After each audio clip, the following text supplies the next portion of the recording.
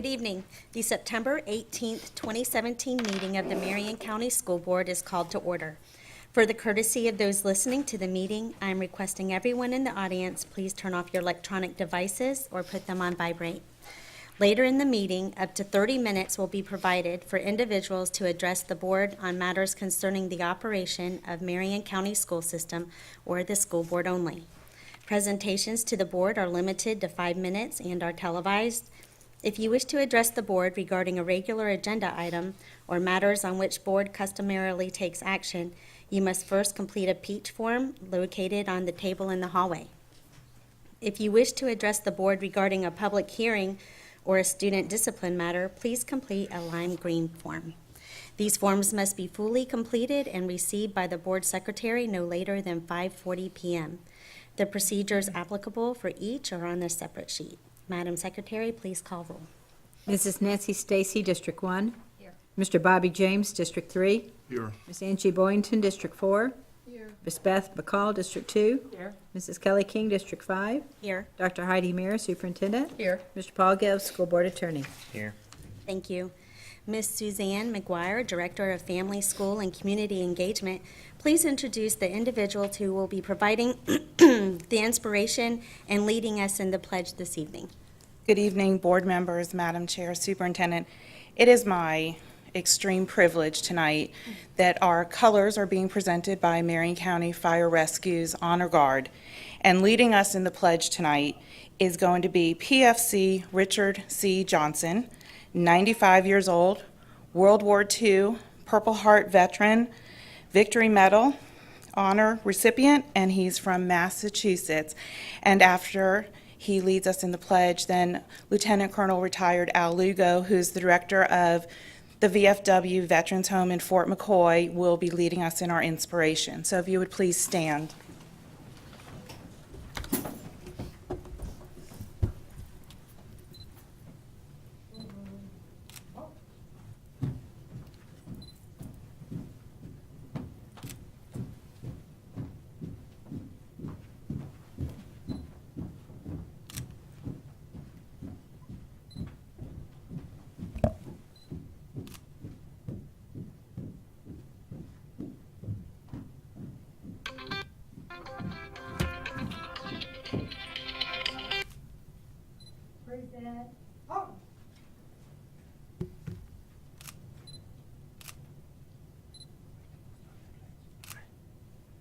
I pledge allegiance to the flag of the United States of America and to the republic for which it stands, one nation, under God, indivisible, with liberty and justice for all.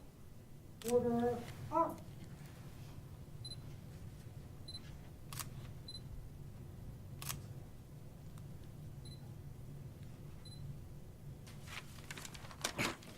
Good afternoon, school board members, Dr. Meyer, and thank you for the honor of being here today. Also, I want you to personally thank you for not forgetting the men and women that have given us the freedoms to do what we were able to do here today. Those men and women are called veterans, and it's the veteran, not the preacher, who has given us the freedom of religion. It's the veteran, not the reporter, who has given us the freedom of speech.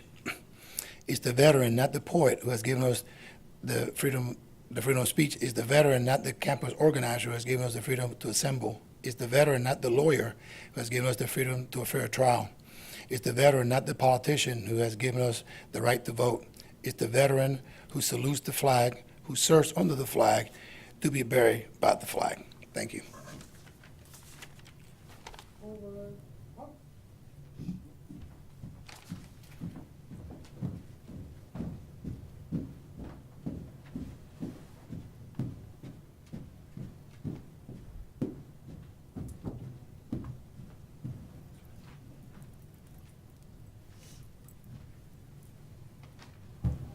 Thank you. Y'all can be seated. And I just have to say thank you to Dr. Mayer for her vision. It was so wonderful that we had our dedicated Purple Heart parking spot tonight when they pulled up for our World War II veteran, and he was very excited when we talked about that that'll be available at all of our schools. So thank you very much. With the exception of item 5.1, which has been withdrawn entirely, I recommend approval of the agenda for the September 18th, 2017 school board meeting with the materials in the board packet, those materials distributed to board members at the meeting, and the audio recording included as part of the official record of the meeting. Thank you. May I have a motion on the superintendent's recommendation? So moved. Moved by Ms. McCall, seconded by Ms. Boynton.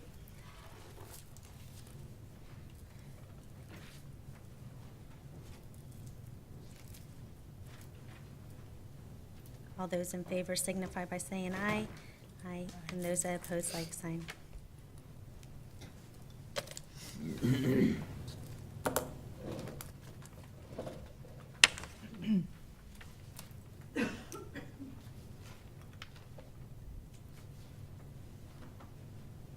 And the motion passed 5-0. May I have a motion to approve the minutes for the August 1st, 2017 special administrative briefing and work session? So moved. Moved by Mr. James, seconded by Ms. Boynton. Are there any additions or corrections to the minutes? Okay, seeing none.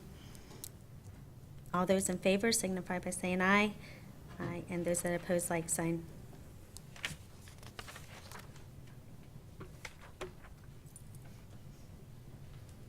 And the motion passed 5-0. May I have a motion to approve the minutes for the August 3rd, 2017 administrative briefing and work session? So moved. Moved by Ms. McCall, seconded by Ms. Boynton. Are there any additions or corrections to the minutes? Seeing none.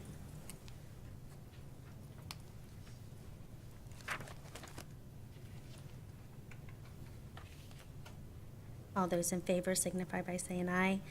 Aye, and those that oppose, like sign.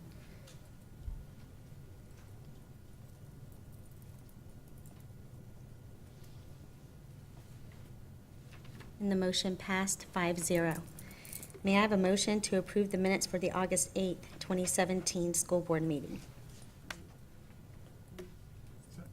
Moved by Ms. Boynton, seconded by Mr. James. Are there any additions or corrections? Seeing none.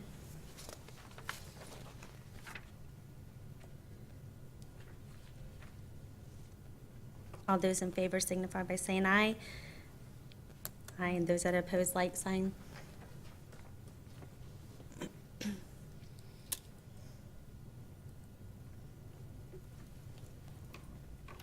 And the motion passed 5-0. Due to the importance of topic, Dr. Craig Ham, Deputy Superintendent of Operations, will provide a hurricane update at this time in lieu of waiting until the comments portion at the end of the meeting. Thank you, Chairman King, board members, Dr. Mayor, Mr. Gibbs. When we had our last school board meeting, we were in a more relaxed state, I think, for everyone, more rested. At that point in time, we had scheduled a training for our administrators who would operate shelters in case of emergency in Marion County. And that training was actually scheduled for last week. Needless to say, no one at that time realized that we were going to get hands-on training to see how well we could execute our emergency management plan. It's my pleasure to tell you that the employees, the administrators, the workers in Marion County responded thoroughly, professionally, timely, and left nothing to be desired in terms of their dedication and professionalism. When Irma came to visit, we eventually opened 11 public schools as shelters. We sheltered over 4,800 people, many Marion County residents, many displaced families from south of here who got this far and couldn't go further once it became apparent that the storm was upon us. In our emergency management plan, those 11 shelters had 168 administrators assigned to operate the shelters. In addition, we had custodial and tech services people in those shelters to be able to take care of needs as they might arise. Before the storm ended, we had over 300 school board employees, and we are compiling all of the names, Mrs. King, who worked in our shelters, many of whom weren't even on the list to be called. But they joined other first responders to be there to help operate what became a critical aspect of protecting people in Marion County. Of those 4,800 people, almost 300 were special needs people who were displaced from their homes with caregivers. And at Bellevue High School and Bellevue Middle School and Westport High School, we provided, with help from the health department, nursing, we provided care, food, comfort, water, shelter for those people. What many people don't realize is that we were operating 16 buses throughout the duration of the storm to go to homes and pick up people to bring them to the shelters. And after the storm dissipated, once clearance had been granted, once either the sheriff's department or the health department had laid eyes on their home and knew that it was safe for them to return, we took them back home. And we maintained that through Tuesday, when finally we got the rest of the people out of the shelters, and with the help of a local church, we're able to put the remaining people who had special needs so that we could start the daunting task of preparing our schools to open today and get normal life back for our students. On Tuesday of last week, 24 of our schools had no power. Many had no water. Lift stations weren't working for sanitation. Trees were down. Sinkholes opened on our school properties. Wind damage, flooding. I'm pleased to tell you that today our schools are all open with power. We had some remnant problems at East Marion that we worked on this morning, largely because of an overvoltage situation that blew out some of our lights, and we bypassed that. We are still providing bottled water at one of our schools because even though the well came back online, it takes a period of time for us to test the well to make sure the water is safe. And to err on the side of caution, we've been giving bottled water there. I can't tell you how many meals our food service people provided to those 4,800 people and our workers in the shelters. Even more than that, our custodial department that moved into those shelters after they were evacuated and within days had them back to where you couldn't tell that they had been used as a special needs shelter. Or at Vanguard High School, where one entire wing was a pet shelter, and we took over 400 pets and provided a safe place for them and their people. And within a day and a half, you couldn't tell they had been there. Our tech services people engaged problems with plumbing, electrical issues, moving equipment, repairing broken doors, windows. It's hard for me to really describe for you the effort that was made by the people just on the operations side of what makes this school district function.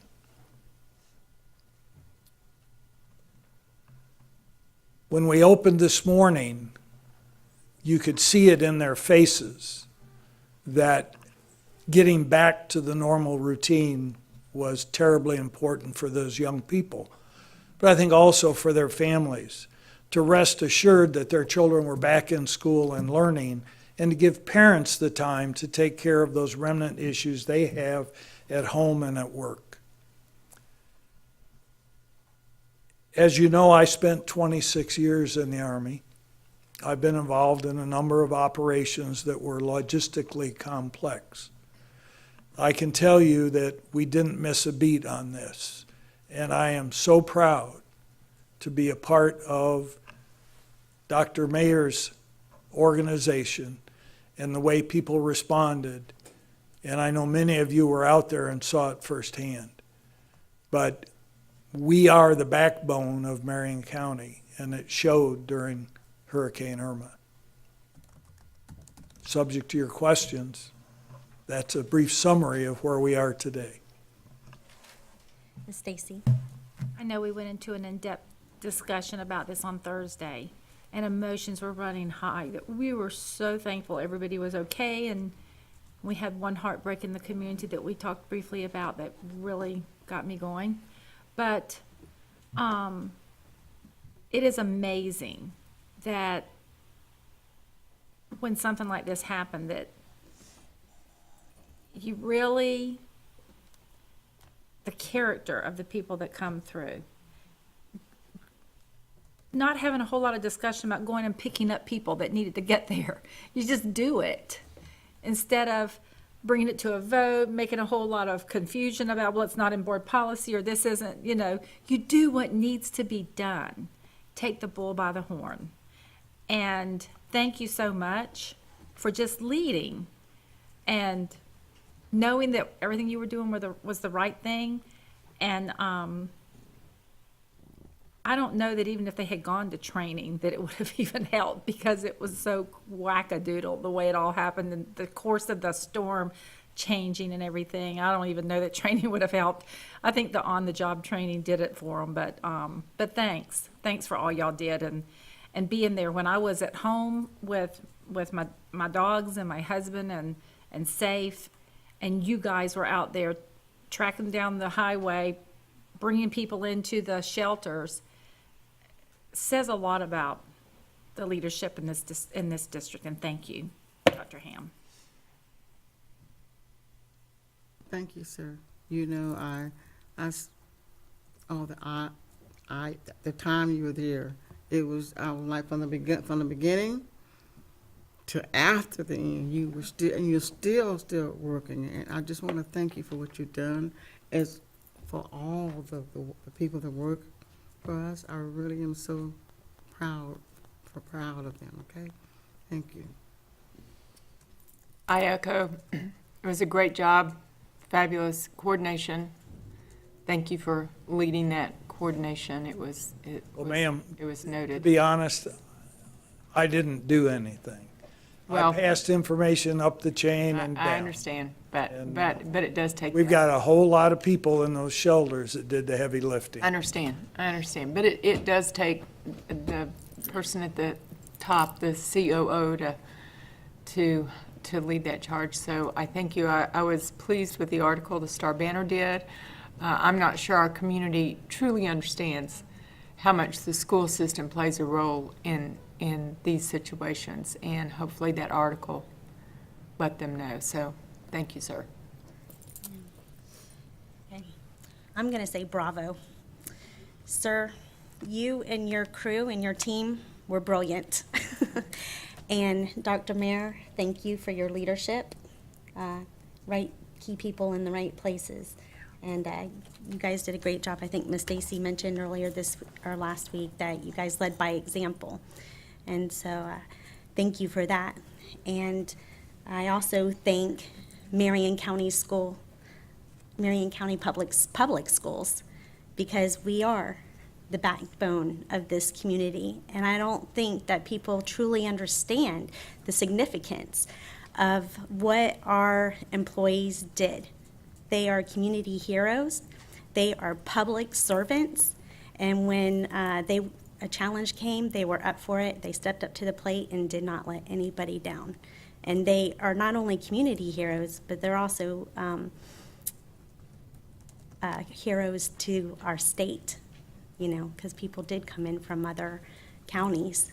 And they just played such a significant role. And we're grateful and thank you. Thank you, ma'am.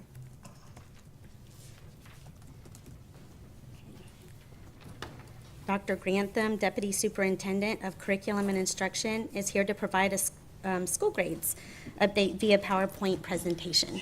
Good evening, Madam Chair, Madam Vice Chair, board members, Good evening. Superintendent. and Mr. Gibbs. We have an update, and I think Mr. McAteer said this at our last workshop. We're always teachers. We're teachers first, so we kind of bring information to y'all to explain updates as they come to us for school grades. The purpose of today is talk about some things that have happened. We received some I grades for some of our schools. We've had some requests to DOE, so we have the three experts in this. We have Mr. McGowan, Mr. McAteer, and Mr. Vienel. They're going to come speak to you a little bit briefly about the updates coming from DOE. So, again, this is just an educational purpose to let people know what we're doing with our school updates. Thank you, Dr. Grantham. Good evening, Dr. Mayor, Chairwoman King, board members, Mr. Gibbs, Mrs. Flockadder. As Dr. Grantham alluded to, the intention of this presentation is to come back to you to provide an update excuse me, that we received in the last few weeks regarding 4 of our school sites. And I'll go back to, if you recall, in July at a work session, I came before you and presented on school grades once they were released and provided a brief overview of what that calculation process looked like. And at that time, just to kind of link all of this together of why we're coming back now, is that once those grades are released, they are not at that point finalized. The state allows a 30-day appeal window to occur. So if the state or the district feels that a school grade is in error, we can provide documentation for that and appeal that school grade. And with one of the schools that I will cover, which is Marion Technical Institute, that is the case. Our district appealed that grade. And the other 3 schools that I will review, they actually received an I or an incomplete, and I will go into how a school receives an I and what the outcome of those I's were. So for those 3 schools, what determines an I? So there's 2 different categories that we're reviewing when we talk about those schools. A school improvement rating is for our ESC center schools or for our alternative schools. So that would apply to Silver River Mentoring and Instruction, our student services ESC program. And for a school improvement rating, a school must test at least 80% of their students. So if they do not test at least 80%, they will be giving an I or incomplete, and the rest of their data will not be released. For a traditional school who receives a school grade, they must test at least 95% of their students, and same rationale applies if they do not test at least 95%, then they will receive an I or incomplete. And the intent behind that is so DOE ensures that schools are testing all of their students and not a select population of their students. For schools that receive an I, as I mentioned before, the district or the state can choose whether to appeal a grade or a school improvement rating. For any school who receives an I, the state automatically does a review of those incompletes. So it's nothing that our district has to request. They do it automatically for any school in the state receiving an incomplete. And once the Commissioner of Education reviews that information, they determine whether or not that data, however many percent that they tested, is representative of that school. If the Commissioner does believe that that data is representative of the school, they go ahead and release that grade or the rating. If they do not, then the I will remain, and no other data is released for that school. And again, these reviews are not based upon our request, but by protocol through DOE to go ahead and review every I that's issued throughout the state. So for school improvement rating, we had 2 schools, Silver River Mentoring and Instruction and Student Services ESE program, which houses and assesses our students in the hospital homebound program. CIRME tested 71% of their students. And again, for school improvement rating schools, they have to test at least 80%. So when Commissioner Stewart reviewed this information, she determined the data does not represent the progress of the school and that the I will remain. So because they weren't really close to testing 80%, the I will remain and they will not receive a school improvement rating for last school year. Same situation for student services and ESE. The data does not represent the progress of the school. The I will remain, and they will not have a school improvement rating for last school year. For schools that are issued a school grade, it's, again, different because instead of 80% tested, they have to test 95%. We had one school, as you know from presented earlier in July, we had one school who received an I or incomplete, and that was Francis Marion Military Academy. They tested 94% of their students. Commissioner Stewart determined that the data does represent the progress of that school, and directed that the school grade of D be assigned. So in this particular case, the I or incomplete was taken away by the state, and the grade of D was issued. There was no other explanation beyond that. My own thought to that is we saw the other percentages of tested is because this was so close to the required percentage, 94% tested and 95 is required, they thought that that data was representative and they were safe in releasing that data. And so the grade of D was assigned. So when I presented to you in July, this chart lists all of the components that make up a school grade, and we reviewed that. The only one of these components that had data in it was the last column, and that's where the I was. So once Commissioner Stewart released this information, they said the data was representative. All of their other component information was released, and that's what you see here.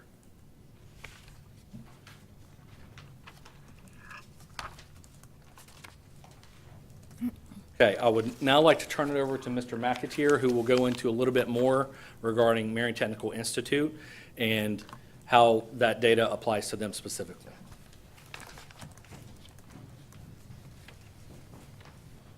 Thank you. Marion Technical Institute appealed its grade based on the idea that only 4 of the 10 components were used. Basically, in layman's terms, the juniors at Marion Technical Institute were the only ones whose school grade components were used to apply. The seniors go back to their base school, so their data is applied to the base school. So we appealed based on that information that it wasn't representative of the mission of the school, which wasn't to give a school grade. It was to basically give student more choice. Since I believe it was 04, 05, Mark, is that about right? When the school was instituted, it was always the understanding, and last year was the first year of all those years that they were ever given a school grade. So we want to look at the unique structure of Marion Technical and talk a little bit about how that works with their information. Again, it's very unique in that for most of its history, only 11th and 12th graders have attended. There was a little while of time where there were some 10th grade students that were coming, but for most of its history, it's only been 11th and 12th graders. So when those students took their Algebra 1, their geometry, their ELA in 9th and 10th grade, which are applied to school grade, their biology, all those things were applied to their base school. They came to MTI in 11th grade.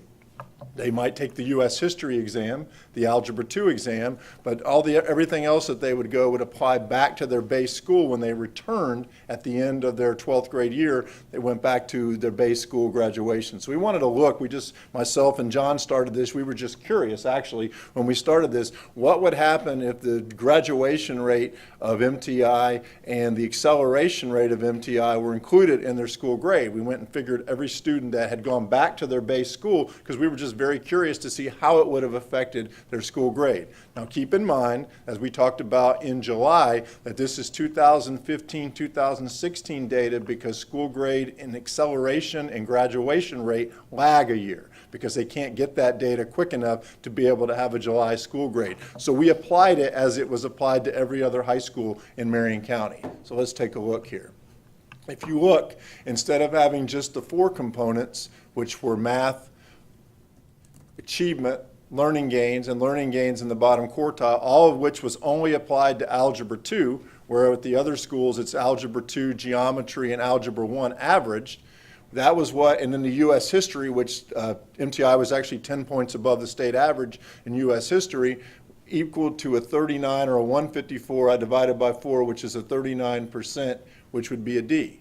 If you throw in the other areas in which those students actually achieved and look at their graduation rate for that cohort of 15-16, it was 93%, and the acceleration rate, which was 69%, actually it would be 53%, which would be 1 point away from a B. So and the effect on the other high schools would be negligible because it's divided among 7 high schools. So it's just very important. Again, this is just for your information. It has nothing to do with the actual school grade. What they received is what they received. And there's nothing that we can do about that. But we want to just to kind of, as we go into Mark's information about the repurposing of MTI, we really wanted to share with you that our students there did actually very, very well. I mean, 69% of their students passing an acceleration test in terms of industry certification is very good because at MTI, the industry certifications that they take are very complex and very sophisticated. They don't take most of the really basic ones students take in 9th and 10th grade at their base school. So the tests that they're taking sometimes are level 3 and level 4, and a 93% graduation rate is extremely high. So just kind of wanted to share that with you. Actually, if we figured their data like we figured other schools, they would be 1 point away from a B. So Mark's going to talk to you a little bit about repurposing MTI and where we go from here. Well, good evening, everyone. And Ken, that was some very good information to share. And I wanted to spend just a few moments here because if we're going to talk about the 16-17 MTI, I think it's important, and this is a good opportunity to remind the board and remind the public in general that the 16-17 MTI no longer exists. That is a thing of the past. And as Dr. Mayer likes to say, MTI 2.0 is now the current evolution. So wanted to hit some highlights as far as where MTI was and now what MTI is becoming. And I'll start that by, if I were to ask the question, what is the purpose of school? Why are we here? Now, that's a deep question, and I would suspect that on everybody's short list somewhere would be career preparation, correct? I mean, we're preparing students for the world of work. That may not be number one, but I would suspect that's kind of in everybody's top 3 or so. So that being the case, it's important that choice becomes a part of what we do as a system, because even though we will become successful with LEAD and we will apply our LEAD model, which will provide a common vision and a common mission and common vocabulary for all of our CTE programs throughout the district. Even if we have absolutely outstanding state-of-the-art programs on all of our high school campuses, it's not possible for any one high school to provide all of the offerings that all of their students may be interested in. If we agree that CTE is important because the mission of education in part is to help prepare students for the world of work, then we collectively as the adults in the system, the administrators in the system, have to provide the structure so that students can choose to go where their interest lies, creating that relevant education, which may be at their base school, it may be at a career choice academy, or it may be on the campus of MTI. So MTI is, as Ken mentioned and as we've talked about for some time, is being repurposed. So what does it look like today? We have students from age 15 on the campus all the way through age 50 or so. As we talked about, MTI will be open, or is open, from the very beginning of the morning, from sun up until sundown. MTC has provided the following courses being offered on the MTI campus. We have technology support, which will lend into cybersecurity for the second semester. We have a barbering class that will start here very shortly next month. We have a telecommunication, a 911 dispatch class that started today, and we have another IT, a database application program that is offered on MTI as well. So we're doing that to repurpose the program to bring more learners. Remember, we talked about flipping the model. We had too few students with too much staff. So this is part of that flipping the model so that we have more learners on that campus with fewer staff, and that's what's taking place. The other advantage of moving MTC programs over to MTI is that we're allowing more space on the MTC campus, which in turn will offer some LPN nursing type courses starting in January of next school year. So by shifting things around, we're able to provide some more services to our community. So that is in part of what is happening with MTC on the MTI campus. MTI, in sticking with the choice theme, is also expanding their offerings starting in January. So here's what, in addition to what's currently being offered, MTI will offer a barbering class. We haven't had a secondary barber. We've had we're going to open a post-secondary. We've never had a secondary barbering class. So we're going to use the adult teacher in the evening to teach interested secondary students from that 1 to 3 time slot who can provide transportation. So we're pleased to be able to offer that. Again, this starts in January. We're also going to have an early childhood program. So as we repurpose MTI and we move YPP, the YPP program from MTC over to MTI, it makes sense that we offer a program for those high school age students who are interested in early daycare. We've got one program out at Denellen High School, but that's the only early childhood program that we have. So since we'll have birth to 1 infants, 2 to 3-year-old infants, 3 to 4-year-old infants on the MTI campus, we will connect with an early childhood program so those students throughout the district can use the MTI transportation. Remember, we're shuttling back and forth to attend an early childhood program. And the third program that we're starting in January, again, very excited about this one, is an integrated first responder program. And this will be the first type of program throughout the state. We're getting permission from DOE to offer these sequence of courses. So we all know the need for first responders, particularly here in our community. So what will this look like? Our 9th, 10th, and 11th grade students will have the opportunity to come in, and the theory is that they will learn, they'll be touched on what is fire rescue. So they'll touch on fire, they'll touch on criminal justice, they'll touch on EMR and EMT type of certification. They'll touch on criminal justice. The program will be embedded with character education and physical fitness. So as these students come through, they'll get a taste of all of those different opportunities. And then their senior year, they have an opportunity to go through the Career Academy out at CF. We've had presentations on that's the senior programs housed underneath MTI on the CF campus. So if a student is interested in criminal justice, after they get a smattering of those different career paths, then they can take, as a senior criminal, they can pursue that. They can pursue Fire 1, they can pursue EMT. So they'll get a flavor of all the different type of first responder programs, and then their senior year, they'll get a chance to specialize, if that's what they're interested in, earning college credit while they're in high school. So those 3 programs will open up.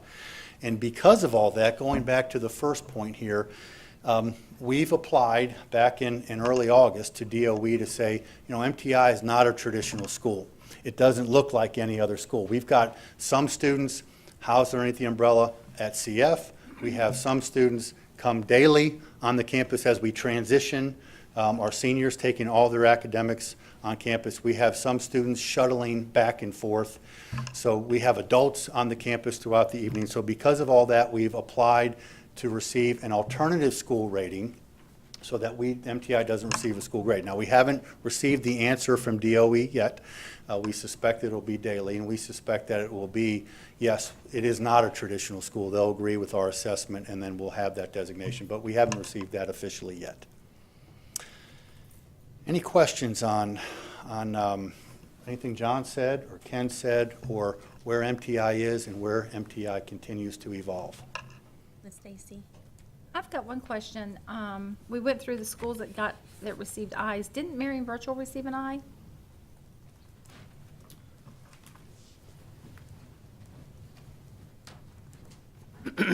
This year, no ma'am, and Marion Virtual, to my knowledge, without having it in front of me, was not issued a school grade this year. Oh, I guess because it wasn't issued a school grade, then in talking with people, I said, I guess it got an I. So it just wasn't a grade. How come it didn't receive a school grade?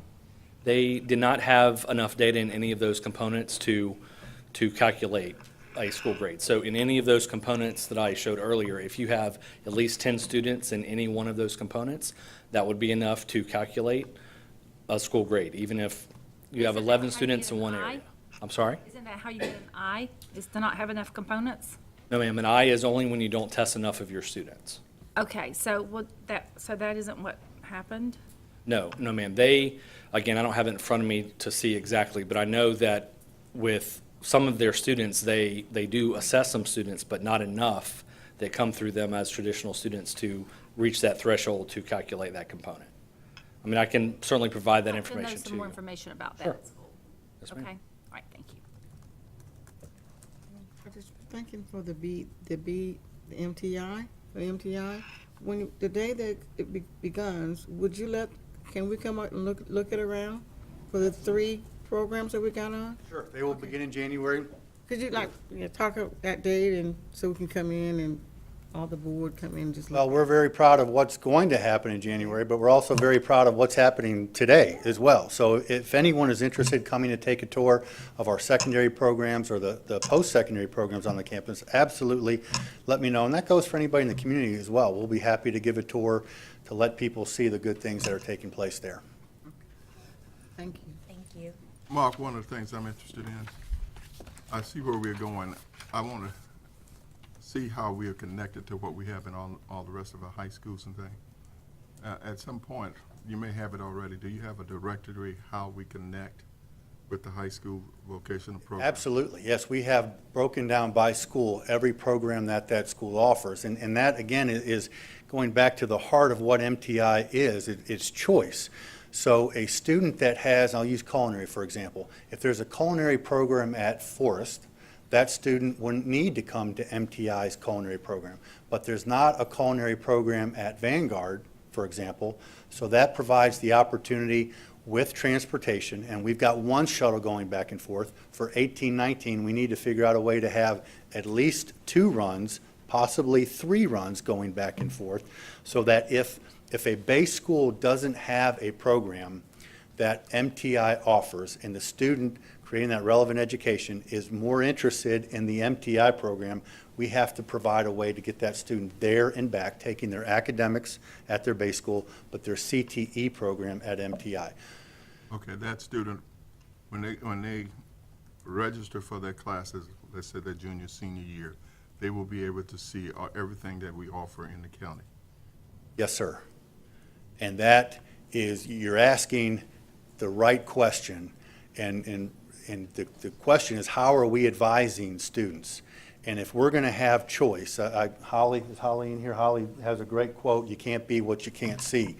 So we have to make sure our students in 8th grade are taking interest inventories, and our students understand, and our parents understand, and our school counselors understand all the different opportunities that a student can take here within our school system. If we don't do a good job doing that, then that's going to limit the opportunities that students have. So yes, on our radar, Mr. James, and working with John and Amanda Steckman in the back there, is how can we best advise our students so they understand all of the options that they have, from their base school to career choice academies to MTI to certifications to potential career fields here in our community and beyond, to college credit articulations. That's no small task, but that is extremely important that we're successful in that task. Okay, when we think in terms of shuttles, when we say shuttles, are we using the bus transportation system? Or Yes. do we have vans or anything like that? We're using our current, I'm going to call them cheese wagons, but I don't want to offend Dr. Ham there. We're using our current buses to bring the yellow dog. We're using our current buses to shuttle them back and forth for the morning time block. And then in the afternoon time block for this year only, we've got our students, our juniors and seniors who can drive, leaving their base school, taking their academics in the morning. In the afternoon, they're coming over for their CTE elective. So in a perfect world, we have those shuttles going back and forth all throughout the day. So it doesn't have to be just a junior or senior in the afternoon. If it works best for the student to take a freshman, for example, to take their academics in the morning and then connect with the transportation in the afternoon, they have that option as well.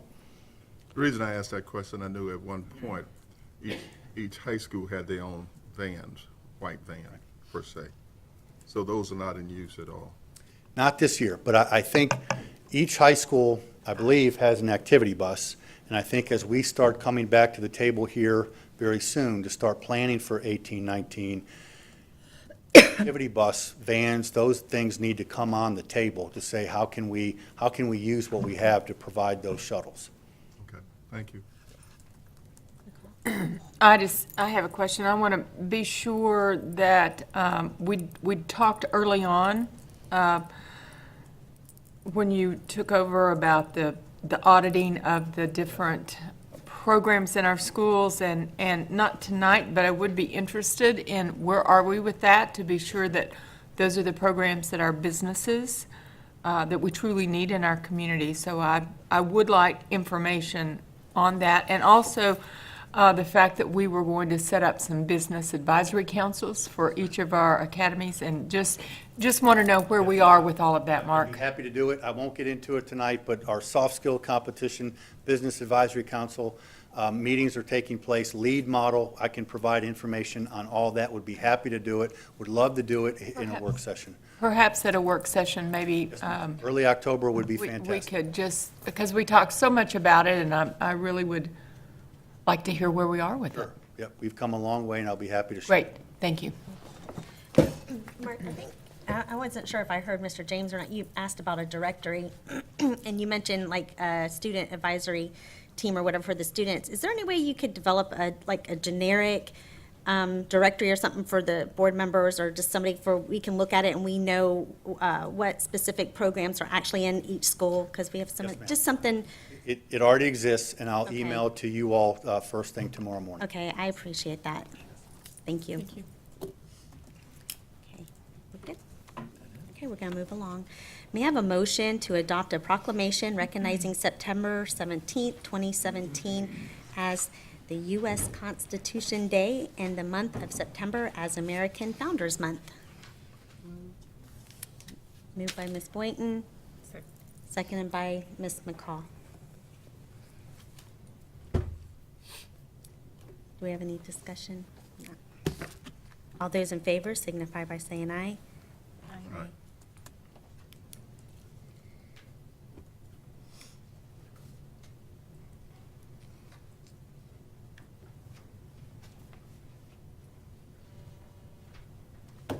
And the motion passed 5-0. Mr. Kevin Christian, Public Relations Officer and TV and Media Productions Coordinator, and Ms. Suzanne McGuire, Director of Family, School, and Community Engagement, please come forward for the reading and presentation of the proclamation.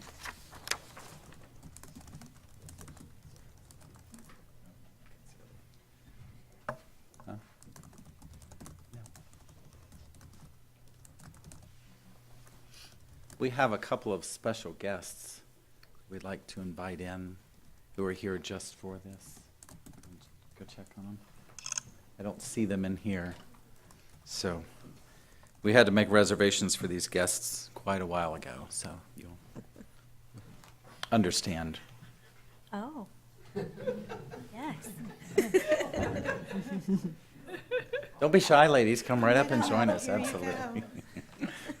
This proclamation reads, whereas the United States Constitution has withstood the test of time for more than 2 centuries as our nation's charter of government and the guarantor of our liberties, whereas signed on September 17, 1787 by delegates to the Constitutional Convention in Philadelphia and presided over by George Washington, we recognize this magnificent document on its 230th anniversary and recognize other founding fathers and their contributions to the benefits we hold so dear as Americans. Whereas the vision of our state elected officials allows school districts to expand and enhance our students' education of American history and democracy.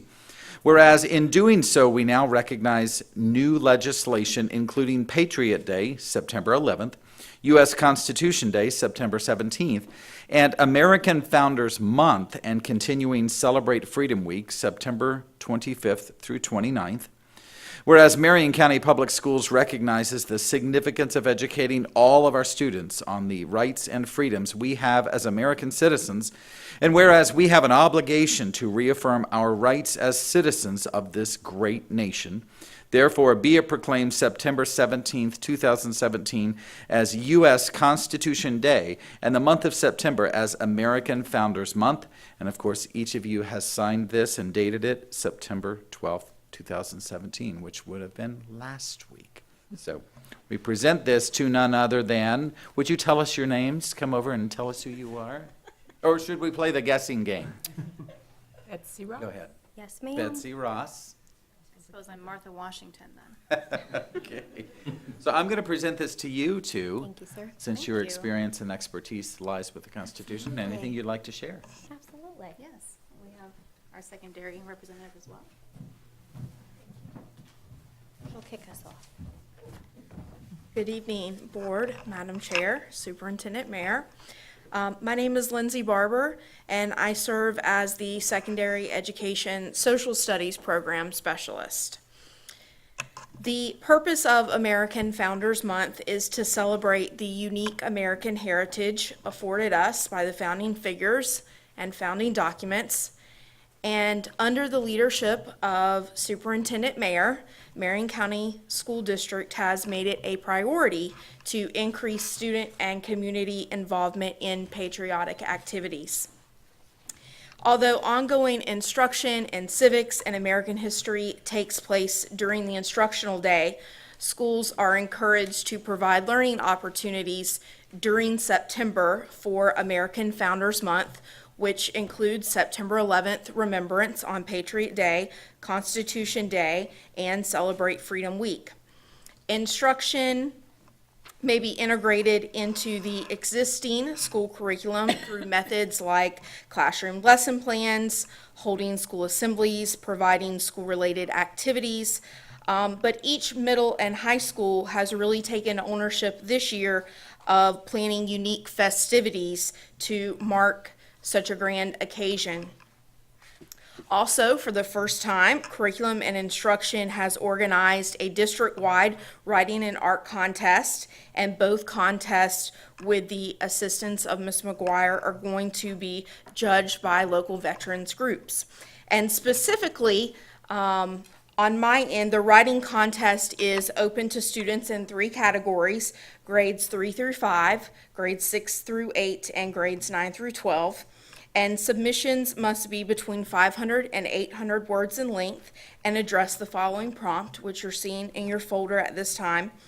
Why do people consider the Declaration of Independence, Constitution, and Bill of Rights as the documents of freedom? How do these documents work together to define and protect our rights? And what can you do to help preserve these freedoms in our country? By emphasizing what can you do, the prompt encourages our students to see themselves as preservers of freedom, resulting in a stronger community that's really centered on American values that are contained in our founding documents. And at this time, I'm going to turn it over and welcome Elementary Social Studies Program Specialist Sarah Turner. Thank you, Lindsay. Good evening, Superintendent Mayor, Madam Chair, and school board members. My name is Sarah Turner. I am your elementary program specialist for social studies, and it is a pleasure to be here this evening to share even more exciting information about American Founders Month in our schools. Along with our writing contest, a visual arts contest is also taking place.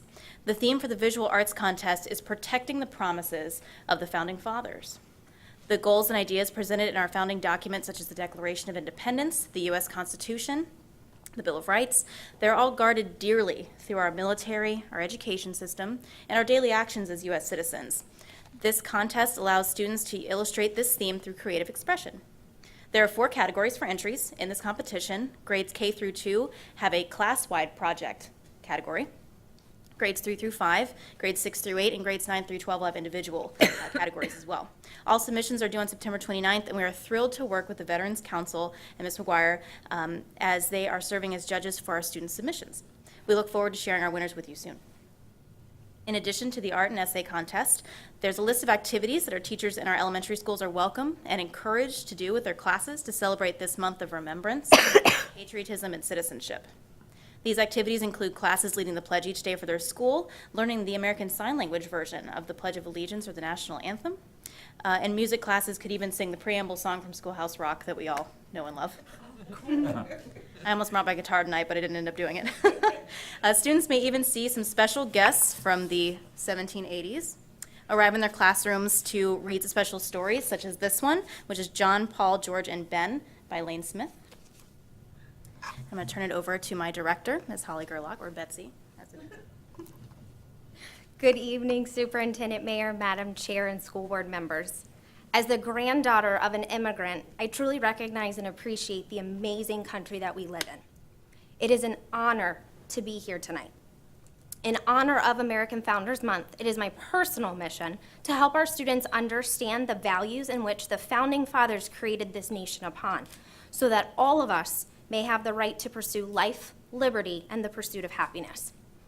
To quote my personal inspiration, Lin-Manuel Miranda, the genius and mastermind behind the hit musical Broadway show Hamilton, which is obviously all about Alexander Hamilton, he found a way to embody the Founding Fathers in terms of how you can take creative expression and what you could actually do. And my bonnet's falling, so I apologize. I'm not used to this wardrobe.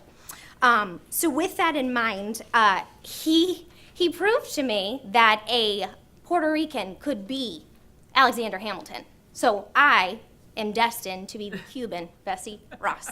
And with that in mind, I am honored to serve as that.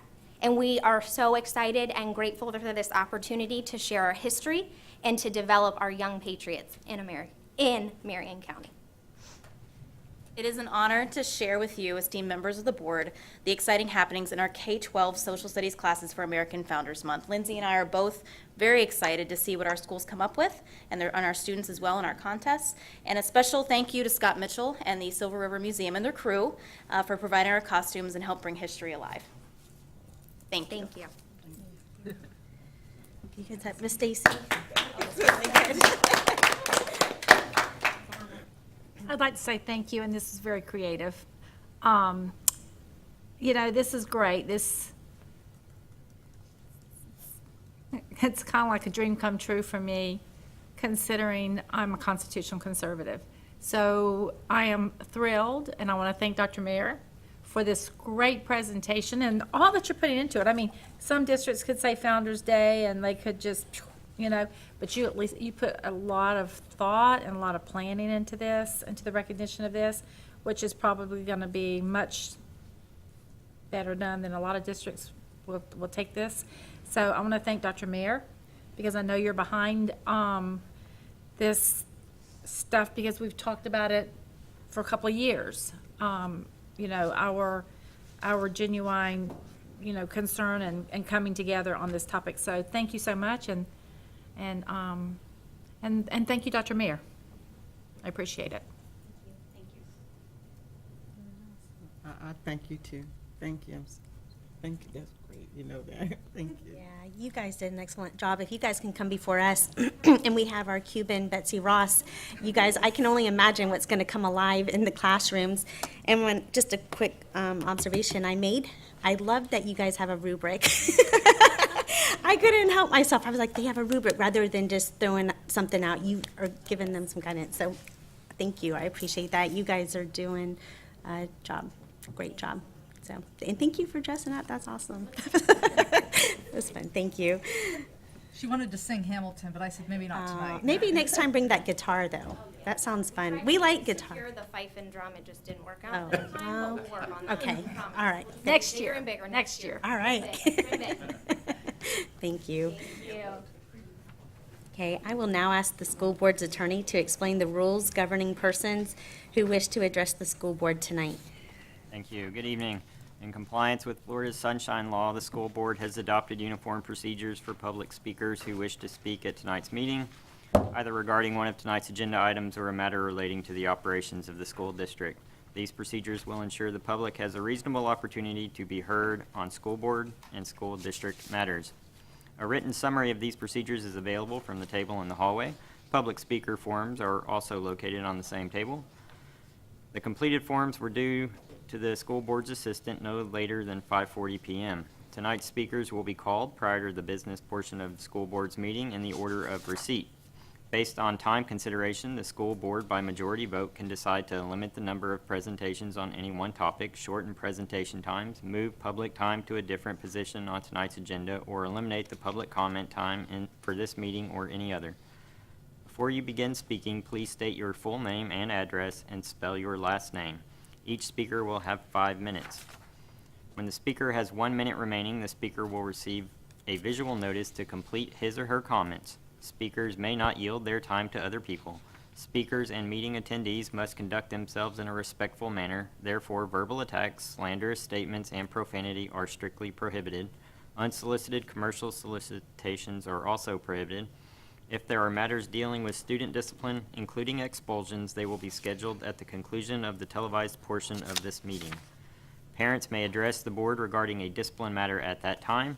Keep in mind for future meetings that speakers may use handouts or audiovisual presentations, but only if they are provided at least 48 hours prior to the meeting. They must also have a total length of 5 minutes or less. To ensure student privacy, only a parent or guardian may use a student's first or last name. Identifying references to or identification of other students and/or their families are also strictly prohibited. Thank you for your attention to the board's requirements. That concludes my explanatory remarks. Thank you. Ms. Flackhetter? I had one speaker that signed up in advance, but I don't believe he's in the audience, Richard Black.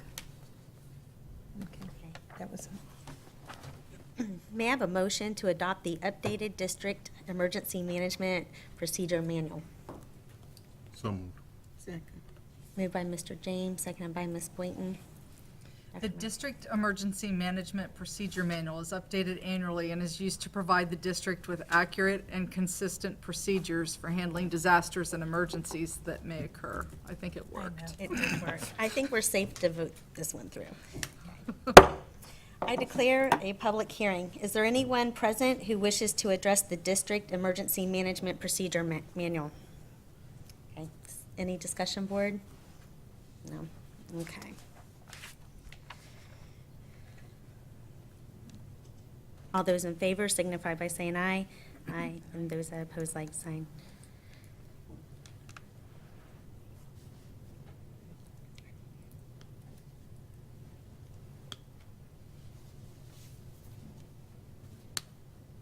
And the motion passed 5-0. May I have a motion to approve the 5-year district facilities work program for fiscal years 2017 through 18 through 2021 through 22? So moved. Moved by Ms. McCall, seconded by Ms. Boynton. Dr. Mayor? The board is required by statute to issue and approve an annually updated 5-year district facilities work program of all projected school system capital outlay construction projects and major maintenance projects for submitted to and approved by the Department of Education. I declare a public hearing. Is there anyone present who wishes to address the 5-year district facilities work program? Seeing none. Board, any discussion? Okay.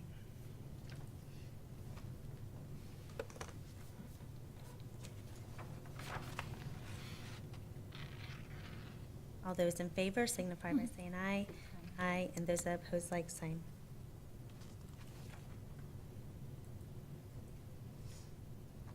And the motion passed 5-0. May I have a motion to approve the Marion County Comprehensive School Counseling Plan? Second. Moved by Ms. McCall, seconded by Mr. James. The Marion County Comprehensive School Counseling Plan has been updated to include a change in title to current terminology, and an addendum has been created to help school counselors in planning, implementing, and reviewing the effectiveness of their comprehensive school counseling program. I declare a public hearing. Is there anyone present who wishes to address the Marion County Comprehensive School Counseling Plan? Seeing none.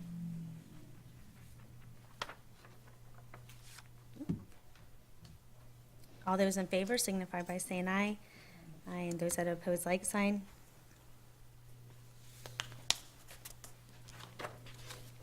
And the motion passed 5-0. May I have a motion to approve consent agenda items C11.1-C23.1, including revised attachments for items C18.1 and C21.2. Moved by Ms. Boynton, seconded by Ms. McCall.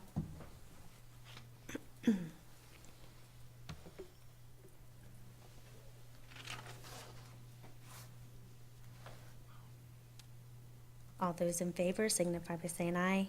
Aye. And those that oppose, like sign.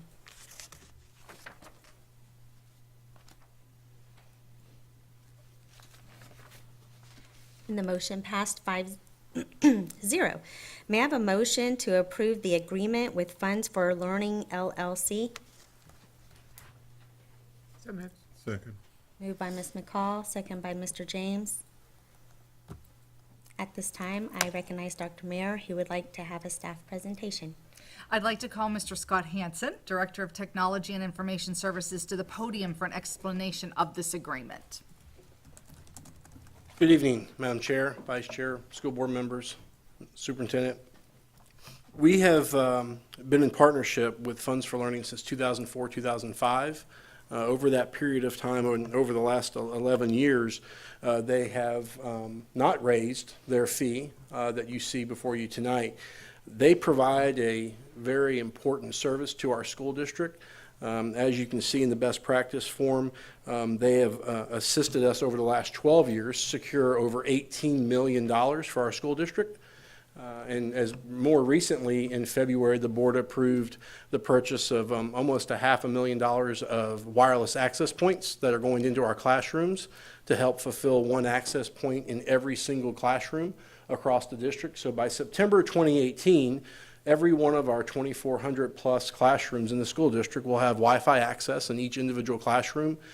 That particular $500,000 contract for that hardware came to a cost, our cost for our school district was just under $70,000.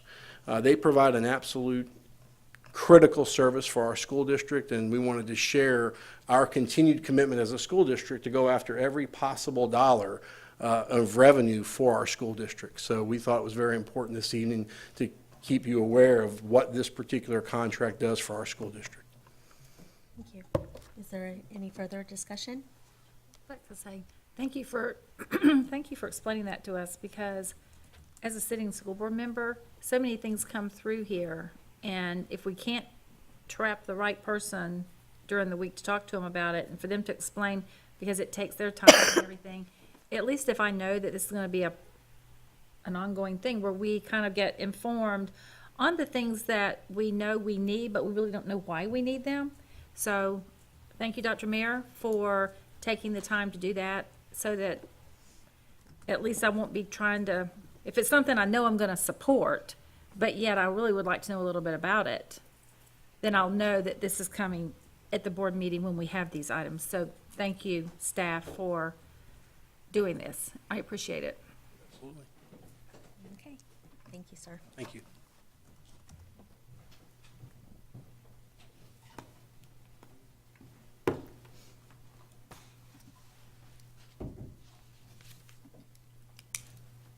All those in favor signify by saying aye.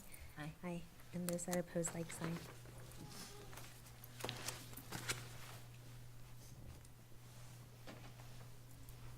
And the motion passed 5-0. I recognize Dr. Mayer, who would like to have a staff presentation prior to voting on the next 4 items. I'd like to call Ms. Holly Gerlach, Director of Elementary Curriculum and Instruction, to the podium for explanation of these curriculum-related items. Good evening again, Superintendent Mayer, Madam Chair, Vice Chair, and school board members. I would like to take this opportunity to let you understand and go through some of the different pieces for us in regards to the next purchases proposals. So as soon as that comes up, we'll start our presentation. Brenda, is there another PowerPoint? No, I didn't. Mm-hmm. No one sent it to me. Yeah, she sent it last week. That's okay. I will, not a problem. I will talk and we'll be great. So, and I will go through this, and if you have questions, please feel to interject as needed. With this in mind, we have a requirement per Florida statute that we are required to have a K-12 comprehensive reading plan. With that in mind, we have to articulate the different types of materials that we are requesting for our students based on our data. With that in mind, there's 4 different components that we're requesting. One of them is RightScore. RightScore specifically is a actual tool to utilize in calibration for our students and for our teachers on how to actually to work through literary tasks. Also, we have Foundations, which is an explicit and systematic phonics program that we're requesting for all of our K-2 teachers. That includes our EIC, our gifted teachers, everybody, because I know when certain orders get placed, sometimes they get left off, but that includes them as well to support the actual instruction within phonics and decoding. With that also, it is going to be something that is done not only in isolation, but also in context about how to actually utilize decoding skills so we can create proficient readers. With that in mind, when we look at our proficiency scores in 3rd grade, we know that that doesn't just happen overnight. So really, we're really being thoughtful and methodical on how we can really support K2 instruction so we can really focus on increasing student achievement when they get to the intermediate grades. Also, we have it's called the Developmental Reading Assessment, the 2nd edition. Just to clear the elephant in the room, it is from Pearson, which unfortunately, fortunately, whichever way you look at it, does have a monopoly on standardized assessment and assessment in general. However, I will say that I'm fully confident in this product. This product is an informal reading inventory. It actually is an assessment that is going to organically assess all areas of reading in a very unique and a very informal context for our K2 students. So once again, it can provide oversight for us on how they're actually doing and becoming from emergent readers to proficient readers. Last but not least, probably the one that I am the most excited about is Marion. Marion is a digital content library, meaning that there is a plethora of online books. These are books that are high-quality literature, but also looking at informational text, and it's really about providing great quality text to our students. With that, when we look at the texts that are provided, it's not just about reading a text anymore. It is also going to be how do we interact with the text. It has great unique features that we're excited to utilize with our teachers and with our students.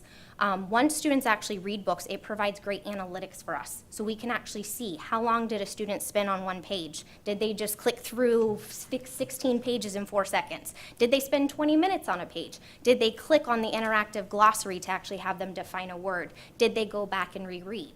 It also has a component for response to reading. So they can actually go in, respond to text just like they would in a typical classroom setting, but the teacher can also go in and provide responses back to them as well. So with that in mind, we also are excited because it provides motivational components for our students. And it's about that intrinsic motivation to teach kids that we love to read and that we want to enjoy all types of text and provide them with those opportunities. With that in mind, there's all different kinds of limitless possibilities from project-based learning to diversification, but it's really about enjoying and providing great high-quality text for our students. So with that in mind, I know didn't have a presentation, but any specific questions? All good. Can you emphasize with the Marion that this is what we told everybody? Absolutely. So with Marion, and I think it's important to be transparent about why Marion. The big notion with Marion is we wanted something that could be a fundamental, good quality piece that would be better than AR, because I believe if you're ever going to pull something away, whatever you put in place of it has to be significantly better. One of the big pieces for that is really the type of questioning as well. So whereas kids historically would go on to AR, they would take a comprehension test and go through the questions, this is actually going to be a myriad of different types of questions. So the depth and complexity, the cognitive ability, and it's going to really work with them and actually have them truly interact with the text. It also is going to allow them to do goal setting. So it's not just about points and earning trinkets. It's about what does this look like, genre exposure, minutes read, and it's really about motivating them and providing them great experiences when they're actually working with text. Also with that in mind, it is fully accessible at home and at school. We will never have to pay for an upgrade. They digitally upload content as it becomes available. So fiscally, it's sound as well. And they're not limited to any type of specific book level. So yes, while a teacher could assign something on their reading level, we really want to make sure that they have a healthy diet in reading where they do have the opportunity to read those just right books on their levels, but then they can also pick books that are for pleasure, that they just want to read because they enjoy it, because we really, once again, want to motivate that love of literacy and lifelong learning. And I know that if we've ever been forced to read something we don't want to read, it's the quickest way to turn off a child. And going back to my Betsy Ross moment, as much as we can provide high quality experience, those are shared experiences we create when we are actually working with text. And that's really what we want to enable for all of our students, to have that accessibility to even more text. And not only do we not pay for the upgrades to books, but the students can print the books from the webs. Yeah, so that if they don't want to read it on the computer, they can actually print Hold it in Eat your the hand. Cat or Shakespeare from the computer program. Any It's very questions? exciting. Thank you. Betsy's Very excited, exciting. as long as, and I am too. Thank you. Thank you.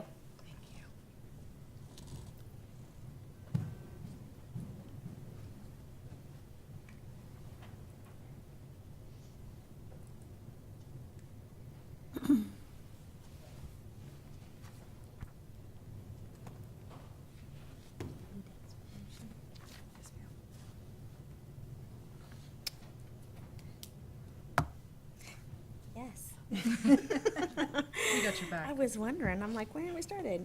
May I have a motion to approve the contractual agreement with Right Score LLC for Florida Standards Literacy Task? So moved. Second. Moved by Ms. McCall, seconded by Mr. James. All those in favor signify by saying aye. Aye, and those that oppose, like sign.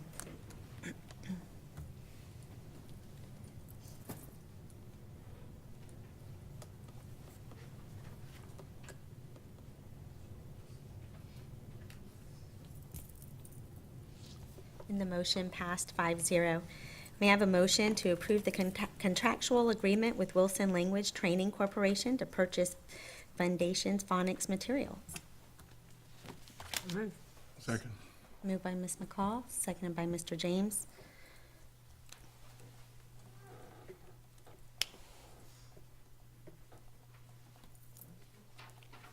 All those in favor signify by saying aye. Aye. And those that oppose, like sign.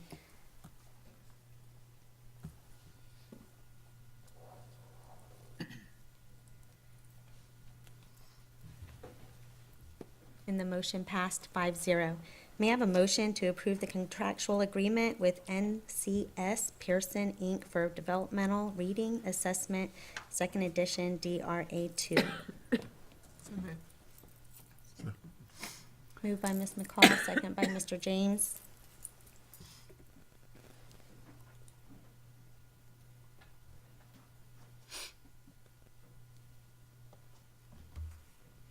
All those in favor signify by saying aye. Aye. Aye, and those that oppose, like sign.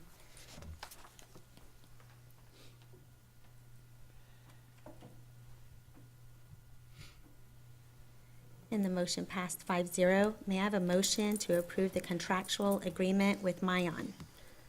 So moved. Moved by Ms. McCall, seconded by Ms. Boynton.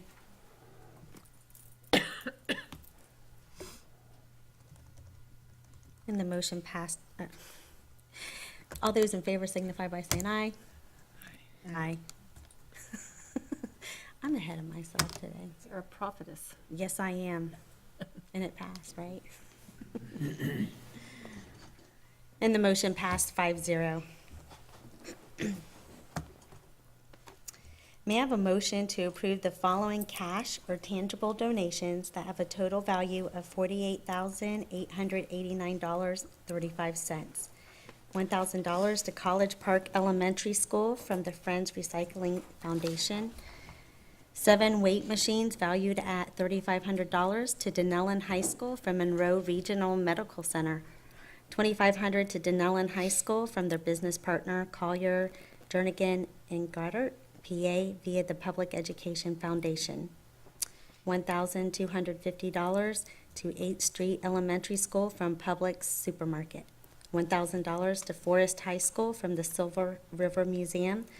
$5,000 to Forest High School from Wildcat Lacrosse Club. $2,300 to Hammett L. Bowen Jr. Elementary School from Ocala West United Methodist. $1,400 to Hillcrest Public School from Jeffrey L. Saylor, CPA, PA. $1,000 to Lake Weir High School from the Ocala Outreach Foundation. $2,500 to Madison Street Elementary School from their business partner, Dr. Jones Orthodontics, via the Public Education Foundation. $1,975 to Marion County Public Schools Curriculum and Instruction Department from the Silver River Museum. a 2003 Pontiac van valued at $2,500 to Marion County Public Schools Grants and Federal Programs Department from Sandra Peterson Pilling. $2,500 to Marion Technical College from their business partner, Jenkins Auto Group, via the Public Education Foundation. $5,000 to Marion Technical Institute from the Public Education Foundation. $1,340 to North Marion High School from One Blood, Inc. $2,312 to Saddlewood Elementary School from Four Ranch HOA. $2,312.35 to Saddlewood Elementary School from Four Ranch Master. $2,500 to South Ocala Elementary School from their business partner Neighborhood Storage Center via the Public Education Foundation. $1,000 to Vanguard High School from 230 Circle K Stores, Inc. $4,000 to Vanguard High School from the Keystone Science School, Inc. $1,000 to Vanguard High School from Ralph and Deborah Barkhausen. $1,000 to Vanguard High School from Northeast Auto and Truck Service. So moved. Moved by Ms. McCall and seconded by Ms. Boynton.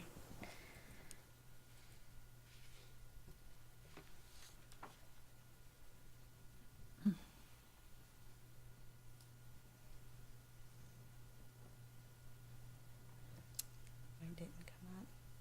There's. Okay. Let me try again. Open up that time? Yep. Yes, mine did. Oh, there it Okay. did. All those in favor signify by saying aye.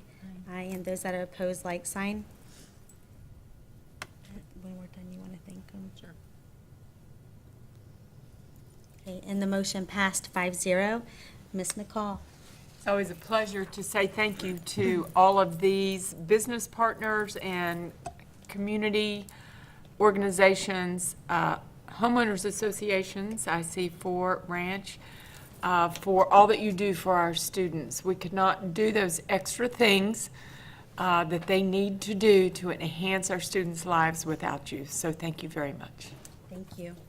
The next administrative briefing and work session is scheduled for September 21st, at which time the board will receive the tentative bid list for instructional materials and to discuss school security fencing along with associated cost. There will be an attorney-client session held at the end of this work session. The next school board meeting will be held on Tuesday, September 26th at 5:30 p.m. Okay, and we're going to move along to our board comments, and we will begin with Ms. Boynton. Do you have anything? It's been a long day, so thank you. Okay, Mr. James? Oh, yeah. First of all, let me just thank all the people that worked through this hurricane. And I mean this from the bottom of my heart. You guys did a tremendous job, and that means all the people that are not here today. But I also wanted to bring something to the board's attention in reference to this. I know we have talked about bringing all the volunteers to the board office and having a special presentation for them. But I want y'all to just think on this. You don't have to jump on me right now. But I would like for us to consider how much it will cost the people that's coming here, and if we could do it a better way. And when I say the people that's coming, one of the things that I've learned over the years, I hated to come all the way from Dunellen to here for 5 or 6 minutes, or come from Fort McCoy to here for 5 or 6 minutes, because it costs them a lot of money in terms of gas and things to do that. I'm looking for a way where we can honor them without it costing them. And when I look at the number of people that we will bring in, I know it will cost them. And when they get their plaque and their appreciation, it's wonderful for us, but I know they're looking at, boy, how much did it cost? Was it $4 or $5 a gallon to come in? Because it do. And I would love for us as a group to recognize the fact that we could do something where we can bring in their supervisors and we do a special presentation at their faculty meeting or at the warehouse or wherever they came from, where we could go there, because it do cost. And I just want us to consider that as a board on how we could do that without it costing the employees, because it will cost them to come in here or whether it's at MTI. So I want the board to just think of that. And that's one of my concerns, because I know that everybody recognized the fact that our staff did an excellent job. But if we bring them all in, it will cost them. Not us, but it will cost them. And just consider a way with which we can do it. Okay, that's all I have. Ms. Stacy? Don't really have anything to say. For those that are in the viewing audience on the television, we had a lot of discussion about everything on our last workshop meeting. And we covered a lot of ground on that, and a lot of it's been restated tonight. So I just pray we don't get another one. And the good news is, my silver lining, it looks like the other storm's kind of turned up, and it looks like it's headed out. So I'll pray it stays on that track. That'll be my statement for tonight. Thank you. Ms. Nicole? Yes, on a happy note, I'll ask you to pass those down. I had a call today from Angie Lewis, who is the president of the Marion Culture Alliance. And on September the 28th, they have their Applaud the Arts presentation where they award grants. And we have applied for a grant, and we're very excited that hopefully we will get that grant. But what they have decided to do is to donate 50% of the proceeds from that evening to the Marion Disaster Relief Network for the hurricane recovery. I believe this is probably the community's first large event after Irma, and so they wanted to say thank you. They are also going to invite all of the first responders and their families to be their guests. It is a paid ticket event, but they are inviting them for free. So I share that, Mr. Christian, I will forward you the email that I was sent, but they asked that I pass this along, and I told them it was a perfect opportunity for the board meeting tonight. So I share with that. I know many of us will be there on that night, and I look forward to honoring all these first responders. So thank you. Mr. Gibbs? I don't have anything other than the following proceedings, if there's any comments on the expulsion matters. Okay. Ms. Flackcutter? Dr. Mayer? Hi. It's so good to see everybody, and it's really nice to have Officer Hunt back with us. We are so glad to see you. How are the kids? They're doing great. It's 5 months now, right? The little one's 5 months old? Moving around, keeping y'all busy? Yeah, pretty busy. Okay. Great. Well, best wishes to all of your family. Please give your wife and the kids our regards. But it's really nice to see you. Really nice to see you. We had a hurricane briefing earlier, but we also want to catch you up to date on how we're taking care of our people. So if Colonel Ham and Ms. Boston Ellis would just step up to give you just a brief update on how we're going to take care of pay.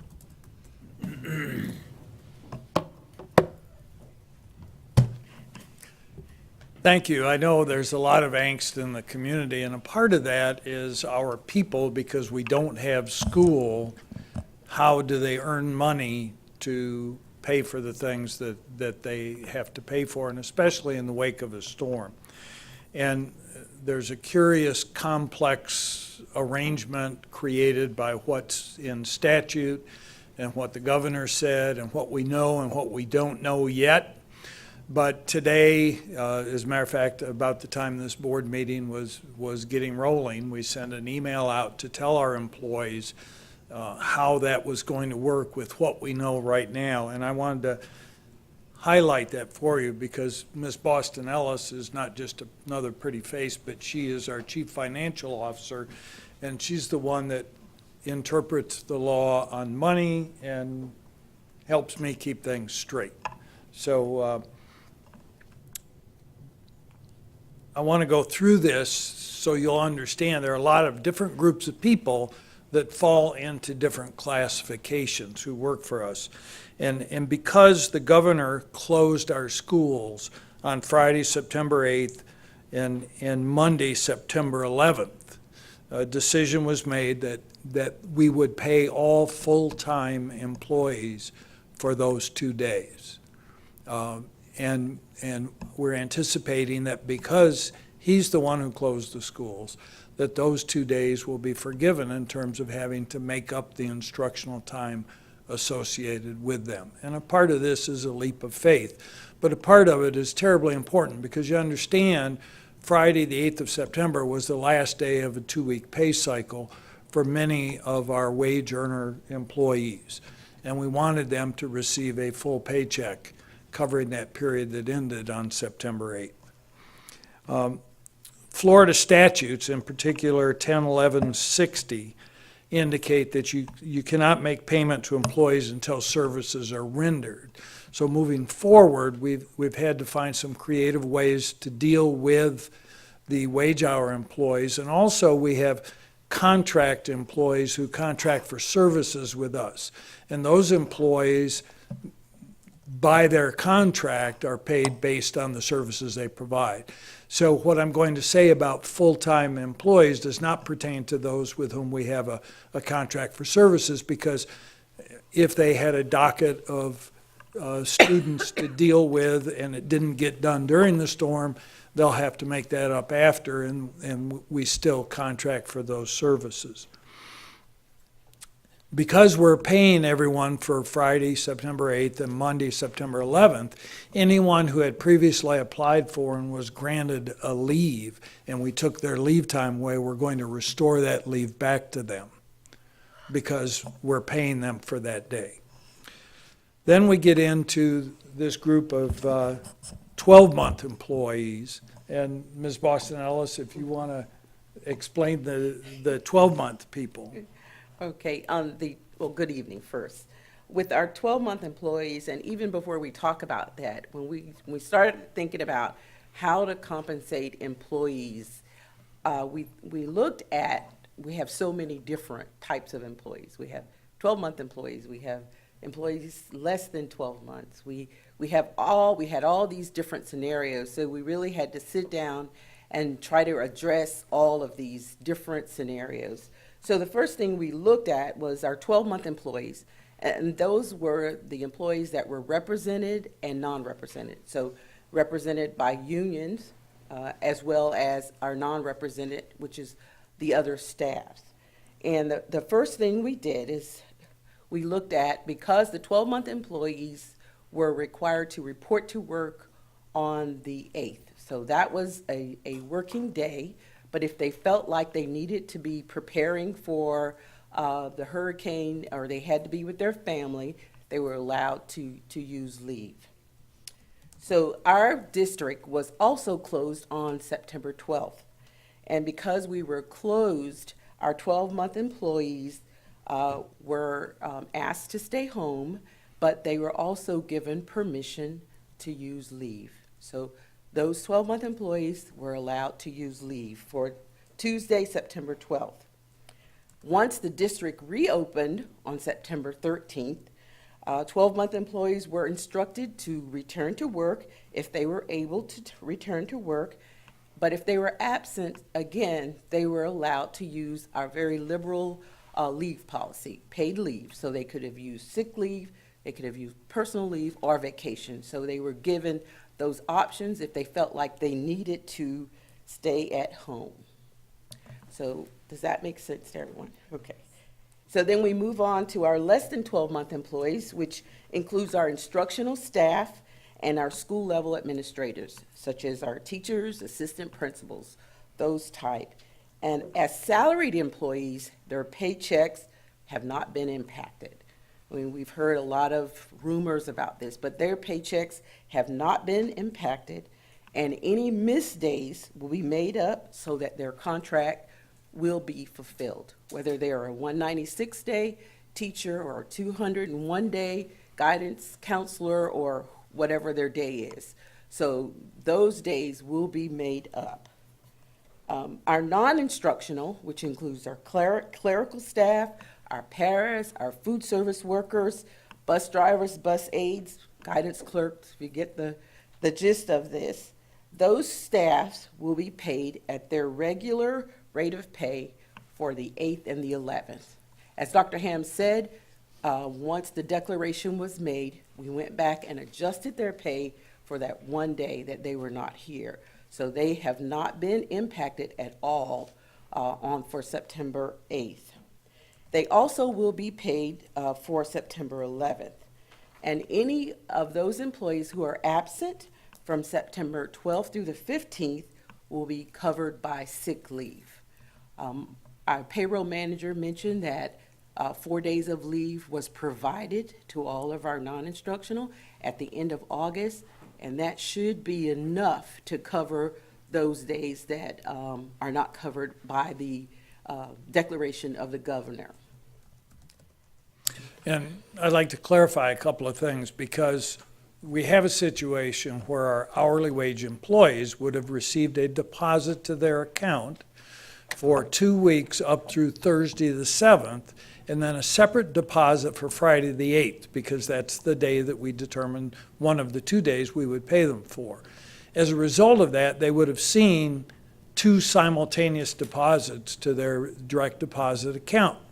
And the salaried people, because their paychecks are spread over 22 or 26 pays, they're going to get that amount of pay, and the makeups will come later. And I think some of the teacher questions that we fielded, and you may have received calls, was, well, hey, so-and-so got a one-day deposit, and I didn't get paid for that. Well, yes, they did, because their check doesn't change anyway. They get the same amount each of those 22 or 26 pays. The other thing I wanted to clarify is the people who worked in the shelters and in the Emergency Operations Center prepared a separate timesheet, or on the time clock recorded separately, because down the road, we hope to get reimbursed for those expenses from the federal government in some capacity. And we have to maintain that accounting very clearly. So let's say, for example, we had an electrician, and Monday the 11th would have been a normal workday for that electrician, and he was in fact at one of our shelter schools working and couldn't leave there until 11 that night, such that he put in a 17-hour day. And once we receive those pay vouchers, the 8 hours that would have been his normal workday will be carried as normal pay, and then the rest of the time he'll also be paid for that, but it's out of a different accounting, because we really have a different accounting string to keep straight the money that we hope to get reimbursed down the road. So this is not easy to explain, but believe me, our people in payroll are on top of it. And throughout all of this, our goal has been to minimize the negative impact on our employees as a result of Hurricane Irma. And we've done the best we can with what we know now and what we're permitted to do under statute. Thank you. Thank you. Did you all have any questions for them? Just thanks for Good taking care of it. Thank you. Yeah, thank you. One thing just leads to another, doesn't A it? reminder about instructional materials. Remember that you have the opportunity to submit people to sit on that committee, and that is the beauty of this, is that you will be choosing the people who will be choosing our curriculum moving forward. Under the guidelines and statute, I will be reaching out to parents. That's my job, is to get parents to nominate themselves, and Mr. Christian is going to help me get that word out. So we're very excited about that, very excited, and thank you for joining us in this venture, and we're leading the state there. The book for tonight, it was, I don't want to use the word ironic, but a good word escapes me right now. Ms. Barber, maybe you can help me, but that the hurricane hit on September 11th. And with all of that, we kept the memory of September 11th in our hearts. and remembered it and honored it and those who died on that day. But the hurricane kind of overcame all those other emotions. But this book that I have for this evening was written by students, first grade students from Missouri, and they wrote it about the original September 11th, but it is so applicable to how our students felt after our hurricane, September 11th. And it's called September 12th, We Knew Everything Would Be All Right. And again, there they are, the first grade class in Masterson Elementary School in Missouri. Okay. On September 11th, 2001, many bad things happened. And again, they illustrated and wrote. September 12th was a new day. We knew everything would be all right because the sun came up and the birds started to sing again. I remember on our September 12th when the birds sang that next day. We came to school the same way. We knew everything would be all right when we saw our teacher smiling at the door. We said the pledge like always. We sang the national anthem very loudly. Our teacher sat and read us lots of good books. We had recess again. We knew everything would be all right because we had homework, and 2 + 2 still added up to 4. Our thought for the day became America United. We saw lots of flags. Red, white, and blue suddenly became everyone's favorite colors. On television, we heard our president tell us everything would be all right. On September 12th, our parents still tucked us into our warm, safe beds. Our parents talked to us about the bad things that had happened the day before. We knew we would be all right because our parents said they loved us. We knew everything would be all right because the stars and moon came out and America went to sleep. And the next morning, the sun came up again. Not the end. And there's their beautiful faces.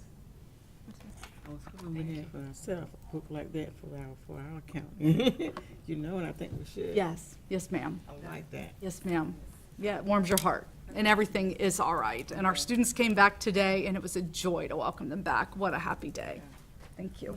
Thank you, Dr. Mayer. What I was going to say, I mentioned earlier when Dr. Ham gave his presentation on the hurricane. Yesterday I was in church, though, and the pastor talked about when trials or things happen, you could be bitter or you can be better. And I truly believe that this community is better. And I want to just let everyone know that you guys have our blessings and our support and our prayers during this difficult time. Mr. James, I'm going to entertain what your thoughts are because you just presented that. But I also feel that it's important that this board recognizes our employees that worked. And I don't think it necessarily has to be a mandatory thing that they come to, but I still would like to have them the opportunity to personally shake their hands because in some cases their supervisor may not even have been in these schools and helping them. And I just truly believe that every person that stepped up to the plate should be recognized, and we need to shake their hands. So I'll entertain that thought. I don't know how we can go to each school then or something. We'll have to do something because it's not mandatory, but I really think we need to recognize them, you know, and because how often, you know, these people that work really hard, it's not often that they may get an opportunity to truly be recognized. Someone else doesn't need to be collecting their certificate. It needs to be them. My thought, and let me just share this with you. Our people are so great too. They are great. If we tell them to go to the moon, they will make every effort to get to the moon. They will. And I will tell you, this is the beauty of being around the school system for this period of time, our teachers will do whatever we ask them to do. And I just want everybody to know that. I'm not disagreeing with anything you're saying. That's why I wanted us to think on it. They will do whatever we ask them to do. Right. Majority of them. All I'm saying is that I know if we said it's voluntarily, but if they think that we want them there, they will be here. All I know is that it will still cost them $2 or $3 or whatever the gas to bring them from the farthest reach of the county to do that. And I'm just saying, if that's what you choose to do and the board decide to do that, I'm with it 100%. All I'm saying is, let's think on it. Okay. Okay, we're going to move along. Before addressing expulsion matters, I wish to acknowledge that board members have received the alternative placement list for students through August 25th, 2017. Ms. Flockketter, are there any parents who have submitted a timely request to speak on their child's disciplinary matter? Okay, thank you. May I have a motion to approve the expulsion of students JD 17-99 and JD 17-104 with educational services through the remainder of the 2016-2017 school year and the entire 2017-2018 school year? Second. Moved by Ms. McCall, seconded by Ms. Boynton. Is there any discussion? All those in favor signify by saying aye. Aye. And those that oppose, like sign. That's always the hardest one to vote on. Mr. James, I don't have your vote. I need to say something now. At some point, I did talk with the attorney on this, and at some point, I will get some more information on this one, on these two, because we don't usually suspend for this longer period of time. But I did make some calls to find out what it is, and then I'll come back with it. But I'll vote for it simply because I did have an opportunity to talk with Paul today. Okay. All right.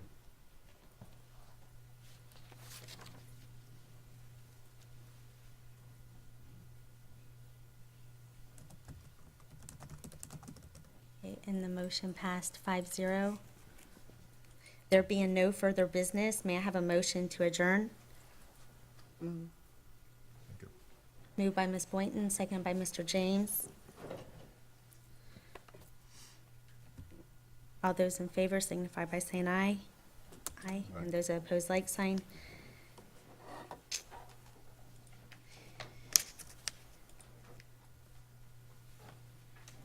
And the motion passed 5-0. The meeting is adjourned at 7:17 PM.